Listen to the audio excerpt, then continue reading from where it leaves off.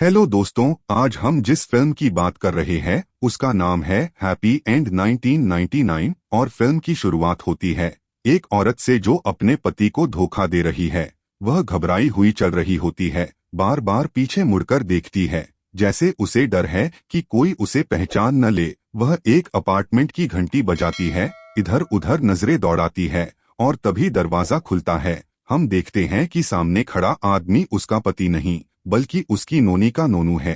वह फुर्ती से अंदर चली जाती है।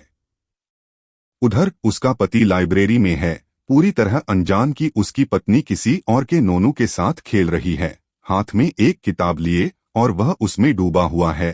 थोड़ी देर बाद वह अपनी बेटी को लेने जाता है और फिर घर लौटता है। घर पहुंचते ही वह देखता है कि उसकी बेटी भूख से रो रही है। वह उसे चुप कराने और दूध की बोतल बनाने की कोशिश करता है, लेकिन यह देखकर दंग रह जाता है कि बोतल तो चींटियों से भरी हुई है। उसे गुस्सा आता है और एहसास होता है कि उसकी पत्नी कितनी लापरवाह है, हमेशा घर से बाहर काम में व्यस्त और घर परिवार की सारी जिम्मेदारियां उसी पर छोड़ देती है। इसी बीच पत्नी अपने प्रेमी के साथ दिखाई देती है। प्रेमी उसकी तस्वीरें खींच रहा है, इतना ही नहीं, वह उन्हें प्रिंट करके एल्बम बना रहा है और अपने पास सहेज रहा है। पत्नी यह देखती है और अचानक उसे एल्बम में एक नोट दिखता है और वह पूछती है कि यह क्या है। प्रेमी कहता है, खोलकर देखो। वह पाती है कि यह वही लव लेटर है जो उसने उसे सालों पहले भेजा था, साथ ही एक अंगूठी भी है। उसे झटका लगता है जब पता चलता है कि उसने इतने सालों से इसे संभाल कर रखा है। वह भावुक होकर कहती है, तुम मुझे और मेरी नोनी को इतना प्यार करते थे। अब पति के पास चलते हैं। बिल्डिंग के अपार्टमेंट में पति एक पुरानी पहचान वाली पड़ोस की औरत को एक स्पेयर चाबी देता है और कहता है कि जब वह घर पर न हो तो कभी भी आ सकती है। लगता है वो उसके साथ चक्कर चलाना चाहता है। इसी बीच पति पूरे दिन काम की तलाश में भटकता है, लेकिन किस्मत उसका साथ नहीं देती। भूख लगने पर वह एक छोटे से रेस्तरां में साधारण सा खाना खा लेता है। दूसरी ओर उसकी पत्नी, जिसके पास खर्च करने के लिए ढेरों पैसे हैं, नए कपड़े खरीद रही है। वह सजती संवरती है और अपने प्रेमी से मिलने जाती है। इसके बाद वह नैनी के पास से अपनी बेटी को लेती है और घर लौट आती है। घर पर फोन बजता है। पति रिसीवर उठाकर बोलने की कोशिश करता है, मगर उधर से कोई जवाब नहीं आता। कुछ देर बाद हम देखते हैं कि पति खाली डिब्बे और पुराने स्वेटर इकट्ठा करता है ताकि उन्हें बेच सके, क्योंकि उसकी पत्नी इतनी व्यस्त है कि मदद नहीं कर पाती। वह अपने कपड़े खुद धोता है, खाना खुद पकाता है, यानी पूरा घर अकेले ही संभालता है। एक दिन जब वह टीवी देख रहा होता है, फिर से फोन बजता है। वह उठाता है, लेकिन इस बार भी उधर से कोई आवाज नहीं आती। जब आखिरकार पत्नी घर आती है तो गुस्से से फट पड़ती है और उसे डांटती है कि वह टीवी के सामने बैठा था जबकि उनकी बेटी रो रही थी। पत्नी बहस करती है कि वह सारा दिन काम करती है, थक जाती है, जबकि वह तो बस घर पर बैठा रहता है। वह यह भी याद दिलाती है कि वह एक जरूरी काम के फोन कॉल आने का इंतजार कर रही थी। कुछ समय बाद पत्नी स्कूल में माता पिता से बात कर रही होती है और उन्हें सलाह देती है कि वे अपने बच्चों की बेहतर देखभाल करें। अचानक उसका प्रेमी वहां पहुंच जाता है, स्कूल की वेबसाइट का वेब डिजाइनर होने का नाटक करते हुए, और उसी समय उसका पति भी वहां मौजूद होता है। सेक्रेटरी पत्नी को बुलाती है और कहती है कि उसका पति बाहर इंतजार कर रहा है। पत्नी टालने की कोशिश करती है, कहती है कि वह अभी काम निपटा रही है, और तभी उसका पति अंदर आता है और तब पता चलता है कि पति उस आदमी को पहले से ही जानता है। वह उससे गर्मजोशी से मिलता है और यहाँ तक कि उसे लंच पर भी बुलाता है, लेकिन प्रेमी इनकार कर देता है, यह कहते हुए कि उसकी पहले से एक और मीटिंग है। तब पति पत्नी को कहीं और ले जाता है, लेकिन उसके मन से पत्नी के जूतों का ख्याल नहीं निकलता। उसे याद आता है कि पत्नी इन्हीं जूतों में अपने ऑफिस में कितनी सहज थी और उसके दिल में शक घर करने लगता है। वह थोड़े तीखे अंदाज में पूछता है कि वह अक्सर ऑफिस में जूते क्यों उतार देती है, लेकिन पत्नी कुछ जवाब नहीं देती। तभी उसे पता चलता है कि पत्नी की कार के ब्रेक काम नहीं कर रहे। वह कहता है कि उसे उसके साथ वर्कशॉप चलकर उन्हें ठीक करवाना होगा, मगर पत्नी इनकार कर देती है और गाड़ी से उतरकर अपने प्रेमी के पास जाने के लिए टैक्सी पकड़ लेती है।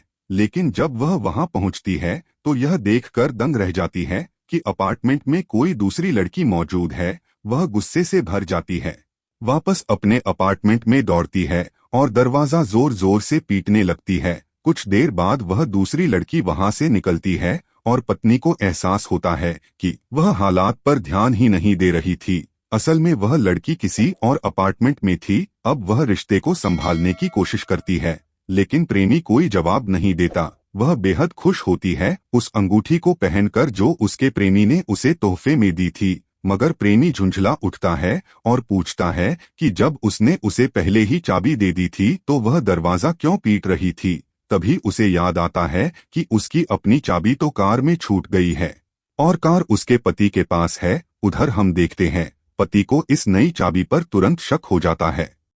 अगले दिन वह एक रेस्टोरेंट में अपने प्रेमी का इंतजार करती हुई लंच कर रही होती है। इसी बीच उसका पति, जो अब भी उसके ऑफिस में जूते उतारने वाली घटना के बाद से शक में है, वह उसी अपार्टमेंट तक पहुंच जाता है और वह कार में मिली नई चाबी को आजमाता है और हैरान रह जाता है जब दरवाजा खुल जाता है। अंदर जाकर वह दूसरे आदमी के कपड़े पाता है और भी चौंकाने वाली बात यह होती है कि वहां उसकी पत्नी की पूरी फोटो एल्बम रखी होती है, जिसमें उसकी और प्रेमी की तस्वीरें होती हैं। पति सन्न रह जाता है, पूरी तरह टूट जाता है। घर लौटने पर वह अपनी बेटी को गोद में उठाता है और चुपचाप रोने लगता है क्योंकि उसकी पत्नी ने उसे धोखा दिया है।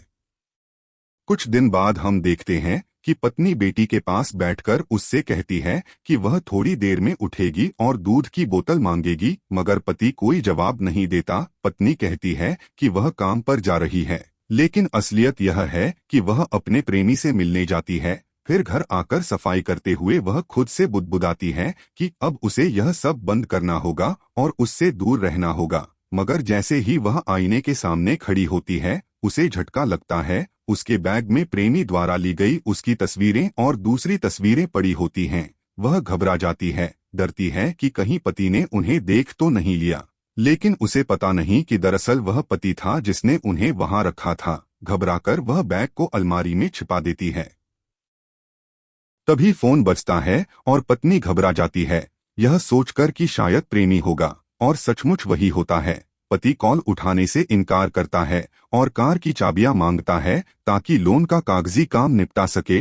पत्नी चाबियां देती है और वह चला जाता है। कुछ देर बाद फोन फिर बजता है और प्रेमी लड़की से झगड़ता है, डरता है कि कहीं पति को उनके रिश्ते के बारे में पता न चल जाए। वह कहता है कि वे इस तरह आगे नहीं बढ़ सकते। पत्नी उसे शांत करने की कोशिश करती है, कहती है कि वह बस उसके कुछ बर्ताव से नाराज है। वह मान लेती है कि वह उससे प्यार करती है, लेकिन आज उससे नहीं मिल सकती। प्रेमी जिद करता है कि वह उससे अभी मिलना चाहता है।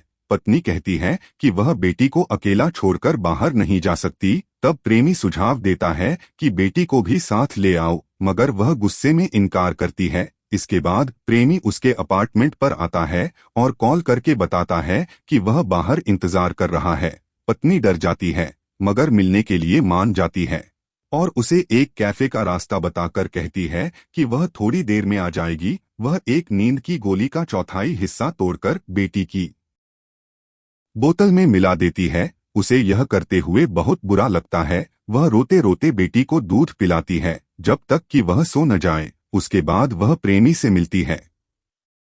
उधर पति घर लौटता है और बेटी को अकेले सोते हुए पाता है। उसे चिंता होती है। वह बेटी की दूध की बोतल चेक करता है और फिर से उसमें चींटियां पाता है। घबराकर वह बेटी को अस्पताल ले जाता है। जब उसे महसूस होता है कि उसका बुखार खतरनाक रूप से बढ़ा हुआ है, डॉक्टर बताते हैं कि उसने गंदा दूध पी लिया था और टेस्ट करके उसे 4 बोतलें ड्रिप की लगाई जाती हैं। अगली सुबह डॉक्टर उसे आश्वस्त करते हैं कि बेटी अब ठीक है और घर जाने लायक है। वे एक बाल चिकित्सक से फॉलो अप की व्यवस्था भी कर देते हैं। पति अपनी बेटी को सीने से लगाकर रो पड़ता है, मगर घर पहुंचते ही उसे एक और झटका लगता है। वह अपनी पत्नी को उसके प्रेमी के साथ देखता है। अगले दिन पति जानबूझकर स्कूल की सेक्रेटरी को कॉल करता है और कहता है कि उसे एक अंतिम संस्कार में जाना है, इसलिए देर होगी। वह यह भी बताता है कि उसका पड़ोसी उसे वहां छोड़ देगा। इसके बाद वह ट्रेन में चढ़ता है। मगर बाहर जाने की बजाय वह सीधे अपनी पत्नी के प्रेमी के अपार्टमेंट पर पहुंच जाता है। वह दस्ताने पहनता है ताकि कोई फिंगरप्रिंट न रह जाए। वह अपार्टमेंट की तलाशी लेता है और अंततः एक चाकू और प्रेमी के कुछ बाल मिल जाते हैं। इसी बीच पत्नी आईने के सामने खड़ी होती है और घबरा जाती है, यह सोचकर कि शायद प्रेमी ने उसकी तस्वीरें वहीं छोड़ दी हैं। वह गुस्से में प्रेमी को कॉल करती है, लेकिन प्रेमी कसम खाता है कि उसे इस बारे में कुछ नहीं पता। तभी अचानक लाइट चली जाती है। दूसरी तरफ से उसका पति उसी फोन कॉल को काट देता है। वह पत्नी पर हमला कर देता है, लेकिन फोन लाइन अभी भी खुली रहती है, जिससे प्रेमी सब कुछ सुन पा रहा होता है। फिर ठंडे दिमाग और सोची समझी साजिश के तहत वह उसी चाकू से पत्नी की हत्या कर देता है जो उसने प्रेमी के अपार्टमेंट से लिया था। वह वहां प्रेमी के बाल छोड़ देता है, खून से सना कपड़ा एक बैग में लपेटता है, अपने सभी फिंगरप्रिंट मिटाता है और यह सुनिश्चित करता है कि किसी ने उसे देखा न हो। प्रेमी डरा हुआ पत्नी के अपार्टमेंट पर पहुंचता है, बिल्कुल वैसा ही जैसा पति ने पहले से अंदाजा लगाया था। पति पूरा दृश्य इस तरह सेट करता है कि प्रेमी फंस जाए। वह आईने पर खून के धब्बे लगाता है, फिर वह पड़ोसी को कॉल करता है और कहता है कि बेटी के लिए दूध ले आए। मगर जब पड़ोसी वहां पहुंचती है तो पत्नी को मरा हुआ देखकर सन्न रह जाती है और तुरंत पुलिस को बुलाती है। पुलिस मौके को सील कर देती है। पति वहां पहुंचकर मासूमियत से हैरानी जताता है और पत्नी को आखिरी बार देखने की इजाजत मांगता है। फॉरेंसिक टीम को घटनास्थल से कई सबूत मिलते हैं, एक टूटी हुई उंगली, अंगूठी गायब और कुछ बाल। वे जांच करते हैं और सभी सबूत सीधे प्रेमी की ओर इशारा करते हैं और पुलिस उसे गिरफ्तार कर लेती है।